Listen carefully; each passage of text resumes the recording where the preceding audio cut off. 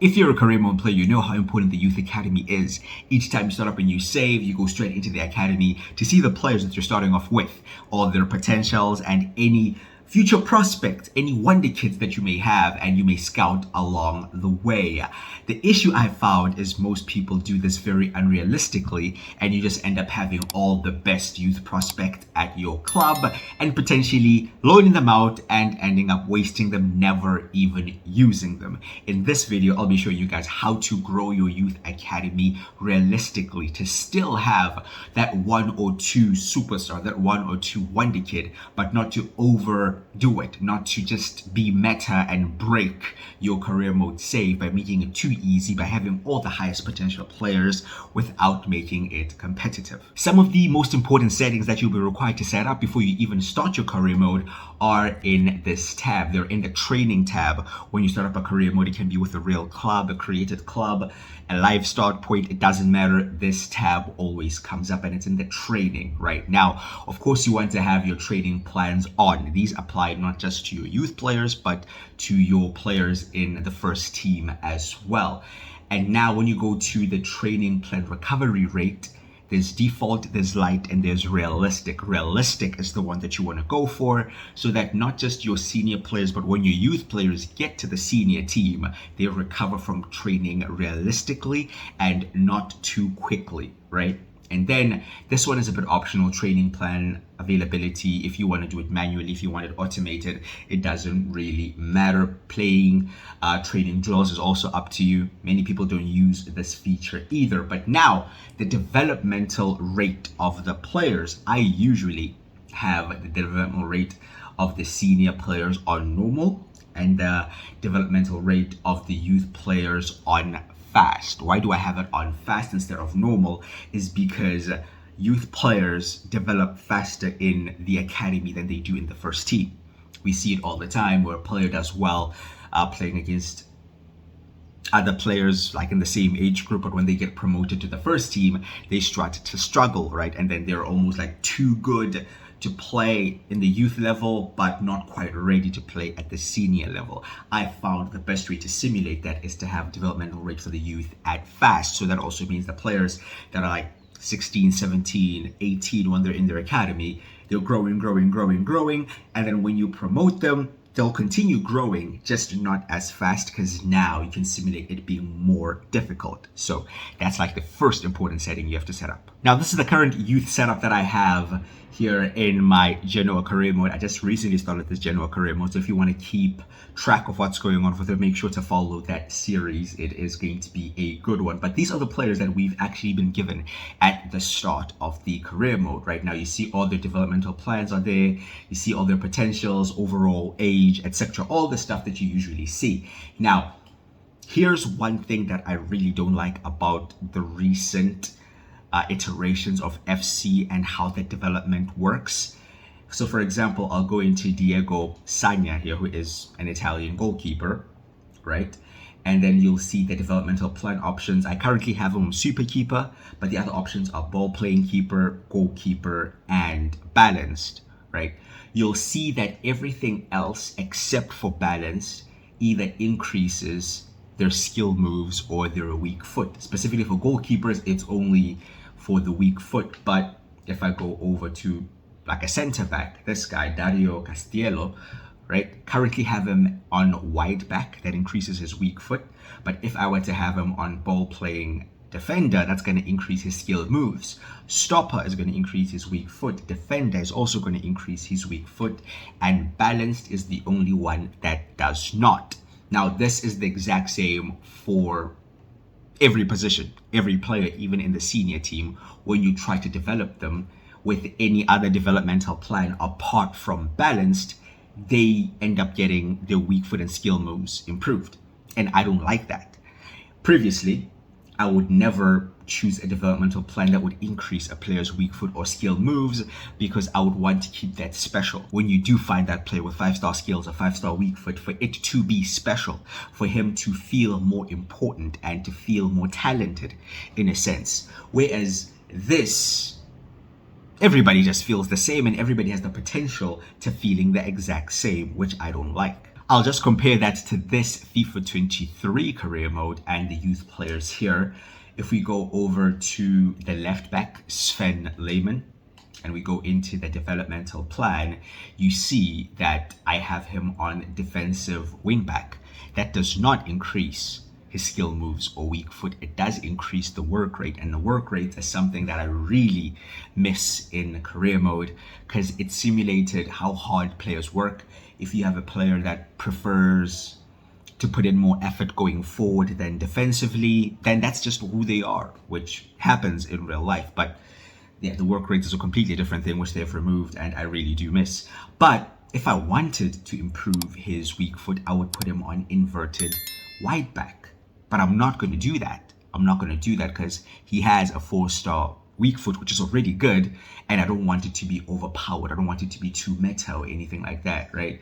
So if I go over to this guy, Elias Bender, who is a left midfielder, you'll see he has 4-star skills and 2-star weak foot. He's left-footed. So I only have him on supporting midfielder. I don't have him on inverted, or I don't have him on wide playmaker, because those would change up his weak foot and skill moves. Now we don't have this option. We don't have the option to use developmental plans that don't interfere with that. And especially if you're going to be doing a long-term career mode save, it is very much possible to end up with a starting 11 of everybody having 5-star skills, everybody having 5-star weak foot. And that does not feel any special. You don't have that one skillful player. You don't have that one 2-footed player. Everybody's 2-footed and everybody does skills. So it removes the uniqueness of players. So how have I managed this then in FC 24, 25, and 26? Because I believe that's where these changes were made. I started using these developmental plans for the youth players while they're in the academy, but everybody in the first team just has to stay unbalanced. They have to stay unbalanced because I can't have a player who in real life has like a 1-star weak foot suddenly develop a 5-star weak foot. I think that's very unrealistic, and I really wish they would change that, because when you have everybody unbalanced, like I have, if I put Nicolo Sala here unbalanced, he's going to develop so much slower. And I do want to develop him, and he is a player that potentially has good potential, but I'll never be able to realize that if I have him unbalanced. So I have him on classic number 10. That will increase his weak foot, but when it gets to a point that I promote him to the senior team, I'm going to have him unbalanced. Alternatively, I could train him into a different position that does not change his weak foot or skill move. So for example, if I want him to work more on his shooting, I could train him to be a striker. Maybe not the full 87 weeks that it says it would take for him to be a striker. Maybe I put him on striker for like the next 2 months, and his shooting really improves without changing his weak foot or his skill moves. Or I put him on winger if I want to increase his pace without changing his weak foot or skill moves. If I want him to be more defensive, I can put him on central midfielder because he's currently a central attacking midfielder, right? That still doesn't change up the skill moves or weak foot, but it does help them out defensively. So as of now, this is kind of the combination of things that I'm doing, right? In the academy, I've kind of been forced to be like, okay, fine, I'll forgive myself for using these developmental plans, which will increase the weak foot and skill moves.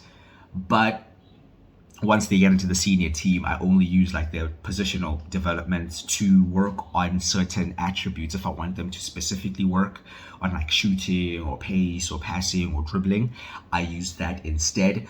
But I really wish this gets addressed, because I personally don't like having every player have 5-star skill moves and weak foot. And then now onto the scouts themselves. As of now, in my general career mode, I have 2 scouts. I have a 3-star and a 4-star scout, and a 5-star and a 5-star scout. I don't limit myself to the judgment or experience or the star rating of the scouts to be like, okay, I'm a lower rated team, so I should have lower rated scouts. There are plenty of teams that don't really perform all that well, that constantly produce some of the best players, but end up selling them on.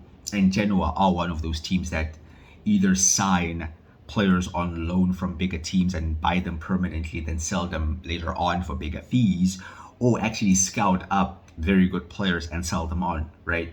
Now, a tip that I would give you is to always have one of your scouts, be it if you have 2 or 3, at least one must stay in your home country to scout local talent. So that's why I have one in Italy. And then I have one in Argentina. Why do I have one in Argentina? Is because there are a lot of players that have ties in Argentina that are Italian. There's like a lot of crossover players that could have represented either Argentina or Italy that have played or historically in Italy. There's a lot of Argentinian players that have played in Italy as well. But the second nation, I think, would just depend on your club. It can be a neighboring country to your club. It can be a nation that has had many players come from there, play for this club. It really depends on your club, or maybe a manager, right? I'm currently using a German manager, and at some point I'll be scouting German players just to simulate him having ties in Germany, right? So the second and third scout you can really play around with as much as you would like, but ideally have at least one of your scouts to be in Italy. And if you only have one scout, then obviously have them in your home country. And then finally, signing players that have been scouted. You'll see I have a scouting report here from Italy, and we have 3 players. I've already signed a player. So what I do is I limit myself to signing 1 player per month, right? So per scouting report, I only allow myself to sign 1 player. I don't reject all the others. I leave them there. Why? Because other teams can sign them. So for example, Diego De Santis here, who has good potential, right? He can be signed by another Italian team, by Parma or by Juventus or something like that, or even like a team abroad can sign him, and he is now in the database of your career mode. Whereas if you just reject the player, like if I could do right here, he gets removed from the database and he's not going to be a free agent or signed up by another team or anything like that, right? So I'd recommend just leaving them there, right? When the scout report comes, only sign 1 player, so that can simulate signing 1 player per month, and it can be 1 player per scout. So I have 2 scouts, right? So every scouting report, I'm going to sign 1 player from my scout that's here in Italy and 1 player from my scout that's in Argentina. So if you have 2 scouts, you'll be signing 2 players per month. If you have 3 scouts, you'll be signing 3. If you have 1 scout, you'll be signing 1. And at the end of the season, you've signed a range of between 9 to 27 players, right? Depending on the amount of scouts you have. And I think that is more realistic than just signing whoever. And that also means if on a certain month you have 2 fantastic players that have been scouted, you choose which one to sign, and you kind of have to sacrifice, because of course I would have signed this guy, Diego De Santis, but I signed someone else. Now I'm going to keep him here and hope that he'll still be available by the next month, and then I'll either sign him or one of the newly scouted players. I think that also, makes it more challenging. Who do I want to sign? Who do I need more? You see, he can play as a winger and as a striker. Do I need that more in my academy, or do I already have a player in that position that's promising? You get the point. You get to now suddenly prioritize certain players, certain positions, certain ages. He's 15. Is he going to impact the first team, as soon as someone that's maybe 17? Probably not, right? So these decisions suddenly mean more. So there are my tips on how to run a realistic youth academy and how to develop players realistically in career mode. Let's not go out there and try to do all the meta settings and get all the fantastic wonder kids, because I feel like it makes it less rewarding when you do find that special talent.